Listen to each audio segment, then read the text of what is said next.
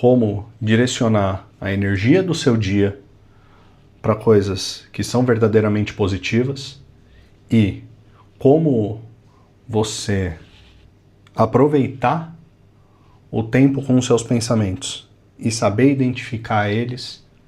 E aí eu vou também falar uma técnica que eu uso para não me associar a o que eu estou pensando com a minha personalidade ou com o meu eu.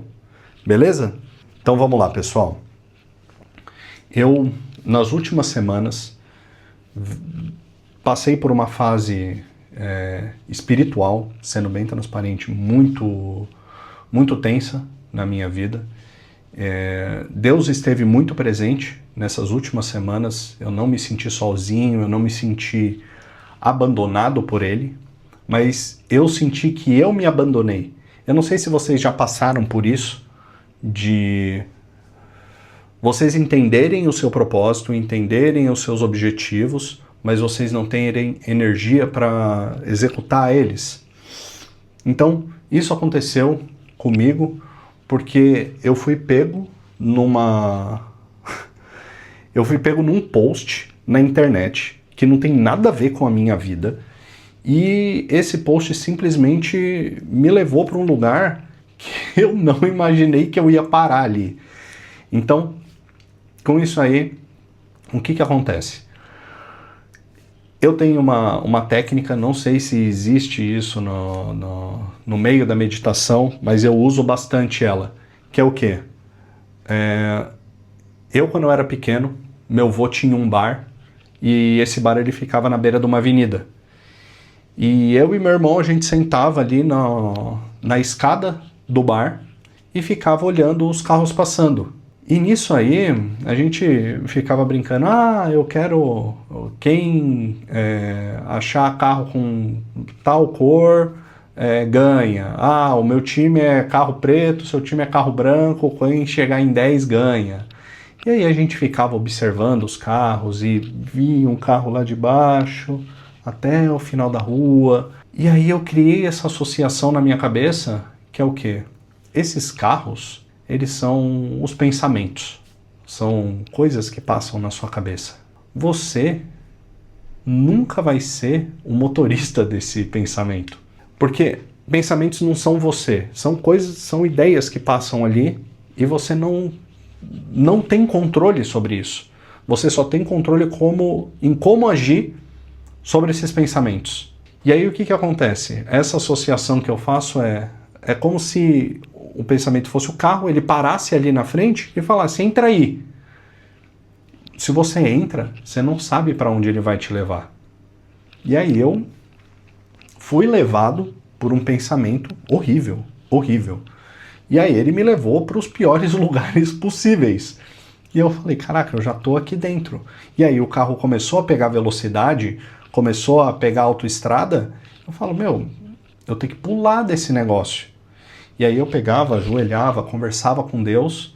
Deus me respondia. Chegou um dado momento, nessas últimas semanas, que eu estava aqui conversando com ele, falando, eu preciso falar mais contigo, eu preciso estar mais conectado com você. E aí, quando eu falei, a gente vai fazer isso, Deus, porque eu gosto muito de fazer a minha oração na minha privacidade aqui, ou às vezes sozinho ali na igreja. Eu não sou muito um cara que fica em culto, louvando, tal. É a relação que eu desenvolvi com Deus. E aí, nessa, eu fechei ali a Bíblia, um amigo meu me ligou, esse amigo nunca me liga. E aí, ele tinha coisas para me falar que não eram dele, eram de Deus. E aí Deus usou esse meu amigo, como já usou ele várias vezes. Em outro momento eu posso falar para vocês como ele literalmente profetizou a minha saída do Brasil. E nessa aí eu falei, beleza, eu sabia que eu não estava sozinho nesse processo. Eu sabia que eu estava me abandonando e deixando os meus pensamentos negativos guiarem como eu estava levando o meu dia. Eu estava vivendo num estado de flow tão absurdo que eu na minha cabeça ali, eu estava pronto para morrer e não tinha problema nenhum. Eu sabia que eu tinha feito o que era possível dentro do meu alcance. Eu comecei a ter medo de morrer, eu comecei a ter medo de perder emprego, começou a aparecer um monte de medo na minha cabeça, um monte de insegurança, os e se's da vida. E para quem segue Deus sabe que Deus não é de e se, você só tem que confiar nele. E aí, de certa forma, eu confiava nele, mas eu não confiava em mim. Mas confiar em mim também, consequentemente, eu não estou confiando nele. Porque ele vai operar milagres na minha vida. Eu vou agir, vou fazer as coisas, mas é ele que vai fazer também. E aí essas semanas foram passando, eu não conseguia produzir nada na minha vida. Eu estava vivendo um marasmo completo. Eu estava conseguindo fazer, por exemplo, algumas corridas, eu estava fazendo alguns campeonatos, mas isso daí é uma coisa que meio que funciona no automático para mim. Então, ir para academia, correr, essa parte dos campeonatos era uma coisa automática para mim. Não estava me preenchendo. Eu falei, caraca, de duas uma. Ou eu tô seguindo o caminho certo, e aí apareceu essa barreira gigantesca na minha frente, porque às vezes a gente começa a se duvidar, começa a não acreditar no que a gente faz, e aí isso de certa forma dá desânimo. Porque a gente vai fazendo as coisinhas e algumas coisas não dão certo. E aí quando a gente começa a duvidar, e começa a colocar isso na nossa pura capacidade, a gente começa a perder o gosto de fazer as coisas. E aí eu comecei a perder o gosto. Eu diminuí a parte de produção de vídeo, soltar material no Instagram. Eu fazia assim uma coisa ou outra ali, pingadinho, e aí minha energia já estava, lá embaixo.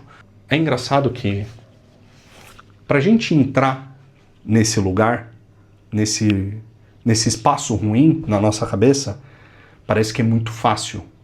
Você é pego assim, meio que de surpresa. E por que eu tô falando isso? O voltar, ele leva mais tempo. É engraçado que é como se fosse a rampa mesmo. Para subir, você tem que se esforçar, você tem que cansar todo dia. Para você descer, às vezes é só ficar parado. Você ficou parado, tá descendo. E por que eu tô contando essa história para vocês? Eu percebi que a internet, eu não sei se é de uns tempos para cá, principalmente o Twitter, o X, né? Se tornou um espaço de ódio, principalmente talvez seja da minha bolha, mas um ódio por mulher que às vezes você vai consumindo esse conteúdo de forma automática, meio que inconsciente, e você começa a, de certa forma, duvidar das mulheres, você começa a falar, realmente, não tem. Você começa a ficar desesperançoso em relacionamentos, você começa a ficar desesperançoso com a vida. E eu percebi que isso daí é uma projeção do que o pessoal fala que são os incels. Então, é o pessoal que é celibatário não por opção, mas de forma compulsória.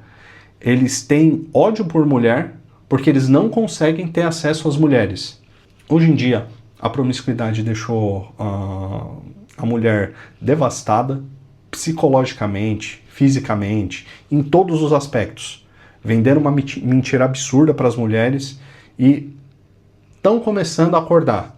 Algumas que viveram toda essa mentira e aí sai com sequela do outro lado, e outras que viram as sequelas dessas mulheres e meninas e estão falando, peraí, não é isso que eu quero. E eu acho que a geração, por exemplo, das minhas filhas vão ver o que está acontecendo hoje na internet.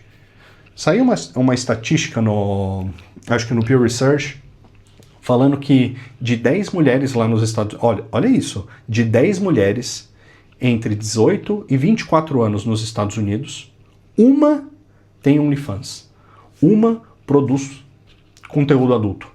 Vocês pararam para pensar que hoje em dia, o Raya Santos fala isso, a pista tá salgada, tá complicadíssimo encontrar, acho que principalmente uma parceira hoje em dia, porque tem uma construção tão absurda na cabeça dessa mulherada de que trabalhar é o suprassumo, de que dá para qualquer cara, não tem problema nenhum, você tem que fazer o que você gosta, o que você ama, tem que aproveitar a sua juventude.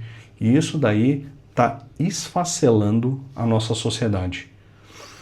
E o resultado disso são esses caras amargurados, porque essa mulherada, ela dorme com uma porrada de cara, mas com eles não.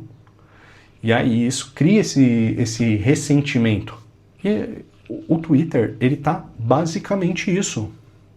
Eu tentei desviciar o meu algoritmo ali, mas é um negócio que é recorrente, esse tipo de post. Não sobra nada pro Betinha. Brutal isso aqui. Olha o que a mulherada tá fazendo com os caras. E cria essa dinâmica de ódio pelo outro lado. As mulheres já, hoje em dia, têm essa competição por conta do feminismo, falando, o macho escroto, malvado, opressor. E aí agora a gente está transferindo isso pros caras. E acha que tá tudo bem. Isso foi uma coisa que eu fui levado e eu tirei algumas lições disso aqui, que eu quero compartilhar com vocês. Consuma o conteúdo de forma consciente, o que o algoritmo está te alimentando. Eu sei que é complicado a gente estar lá rolando no feed e vai sugerindo coisa, vai sugerindo. E aí, às vezes, a gente se interessa por uma parada, consome aquele conteúdo de forma completa, o algoritmo vai lá falando, não, beleza, ele quer mais disso, e aí você tem que começar a doutrinar o seu algoritmo e ensinar para ele que você não quer esse tipo de direcionamento, porque isso está modulando o seu comportamento. Isso está fazendo com que você tenha uma visão de mundo torta. Eu não estou falando que tá tranquilo para arrumar mulher hoje em dia. Não tá. Graças a Deus, sou casado, mas para quem não é, bicho, a pista tá salgada mesmo. A pista tá salgada.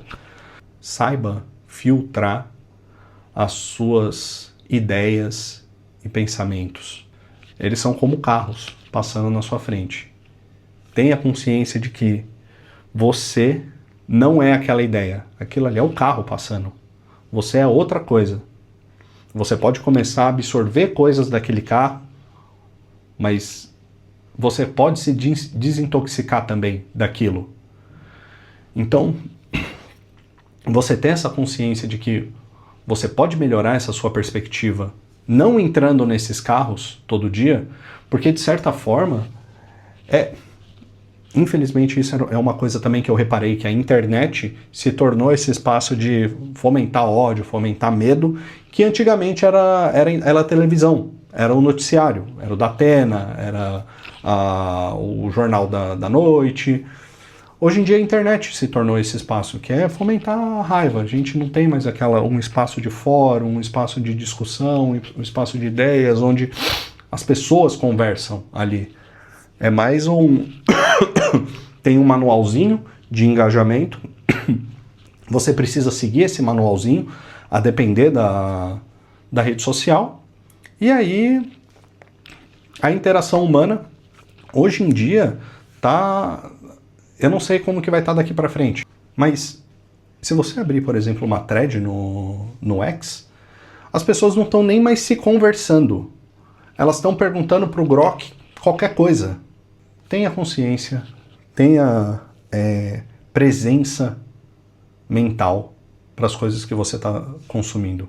Isso aqui é um lembrete para mim e também eu acho que pode servir para vocês. Eu tive que passar aí uma fase bem conturbada, mentalmente falando, espiritualmente falando, para readquirir essa consciência. Eu tô na fase da subida da montanha. Teoricamente, eu estava num estado de flow onde subir a montanha estava fácil, estava tranquilo. Agora está exigindo esforço. Eu vejo isso como uma coisa positiva. Toda dificuldade advém de um ganho. Então, eu não vejo isso que aconteceu comigo como uma coisa ruim. Eu vejo que eu precisava passar por isso para, às vezes, sarar traumas e curar feridas, ver feridas que eu não sabia que estavam escondidas ali, para conseguir seguir em frente e conseguir focar nas coisas que eu quero trazer para vocês de forma mais constante e presente, verdadeiro, principalmente, e falando o que eu sinto, o que eu quero para vocês, tá bem? Era mais ou menos isso que eu tinha para o vídeo de hoje. Eu espero que vocês tenham gostado. Se possível, deixa aquele joinha, se inscreve se não for inscrito e papai ama muito vocês, viu, filhos? Beijinho.